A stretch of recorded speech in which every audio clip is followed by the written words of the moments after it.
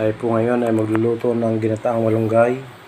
Yan po ay tinatawag na wonder leaves kasi yan po ay maraming vitamins na sangkap sa kanyang dahon. Ano po? Yan, nilagay na po natin yung pangalawang gata. Tatakpan na po natin siya hanggang sa po siya ay maiga. At ayan po ating mga pampalasa. Yan po ay daing na flying fish, kakang gata,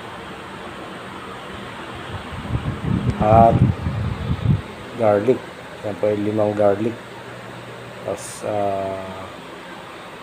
1/4 tablespoon na paminta at 1/5 na bechin. Ayan po, naiga na po siya. Pwede na po natin ilagay yung ating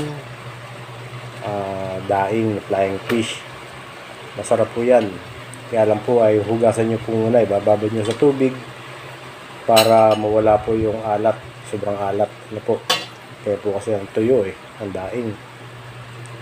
Tapos yung pamaya po, pagpagtitimpla na, tsaka nyo po lagyan ng asin kung medyo matabang. Ayan, makulo na po siya. At isang kasunod po nyan, ang ilalagay po natin ay yung ating kakang gata. Kasi naiga na po siya. Lalagyan na po natin yung kakang gata. Ayan po, lalagyan na po natin. At pagkatapos po natin ilagay yung kakang gata, ilagay naman po natin yung ating bawang, yung paminta at yung konting bechin. Nasa inyo na po yan kung ayaw nyo maglagay ng bechin. Kung kayo po ay allergy sa bechin, ay huwag nyo na pong lagyan. Pwede naman po yun. Ayan po, kumukulo-kulo na po siya.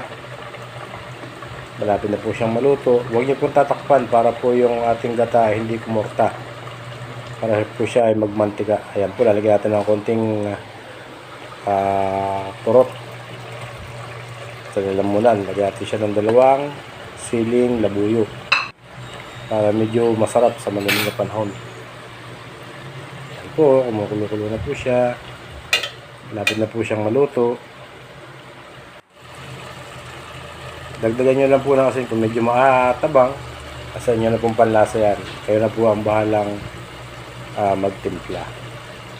Yan po guys. Salamat. Happy eating.